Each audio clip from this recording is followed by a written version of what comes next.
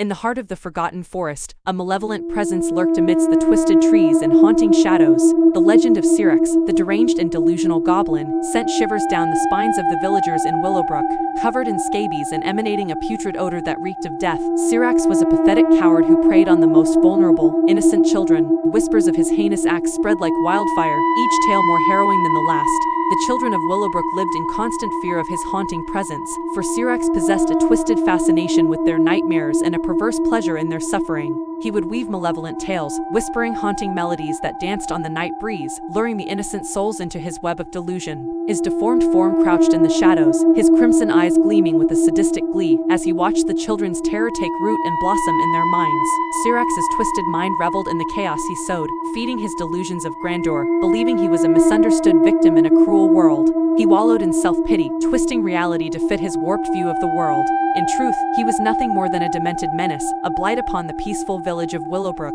Alara, a brave and compassionate soul, could no longer bear witness to the suffering inflicted upon the innocent children. Determined to put an end to Cyraxx's reign of terror, she set forth on a perilous journey into the depths of the forest, guided by the faint glimmer of hope that justice would prevail. The forest seemed to close in around her, its branches forming gnarled claws, warning her of the darkness that awaited. But Alara pressed on, her heart filled with a righteous fury and a burning desire to protect those she held dear. As she neared the heart of the forest, the air grew thick with the stench of death and decay. The eerie silence was broken only by the faint echoes of Cyraxx's maniacal laughter, taunting her like a haunting melody. Finally, in a clearing shrouded in darkness, she beheld the pitiful form of Cyraxx. His deformed body quivered with a mixture of fear and excitement as he spotted Alara. He had become so entangled in his delusions that he perceived himself as an elusive puppeteer, toying with the lives of the village's children. "Ah, the brave warrior comes to challenge me," he sneered, his voice tinged with deranged amusement. "Little do you know that you are merely a pawn in my grand design." Alara's eyes blazed with righteous fury, undeterred by Cyraxx's delusions of grandeur. "Your grand design is nothing but a web of lies and suffering," she retorted, her voice firm. "Your reign of terror ends now." With that, Alara raised her hands, her fingers intertwining in a dance of ancient magic. The air crackled with energy as she channeled the primal forces of fire, drawing upon its untamed power. The very ground beneath her feet trembled as the forest itself seemed to respond to her call.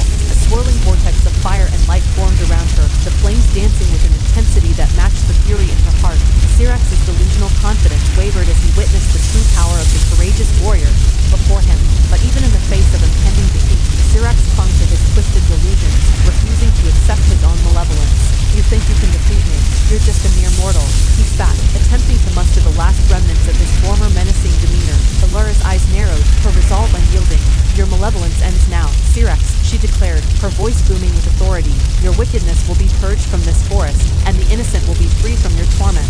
With a primal scream, she unleashed the full force of the fiery vortex upon Cyraxx. The flames roared like a torrential storm, consuming everything in their path. Cyraxx's screams echoed through the forest, his pitiful attempts to resist the fiery onslaught futile against the raw power of Alara's determination. As the vortex of flames engulfed him, the scabies that covered his deformed body disintegrated, leaving behind only scorched flesh and the stench of charred decay. His malevolent form twisted and contorted in agony, his sadistic laughter silenced forever by the overwhelming force of the fire. The very ground shook as the battle between light and darkness raged on. The trees stood witness, their leaves rustling in a haunting chorus as if mourning the loss of a once feared presence.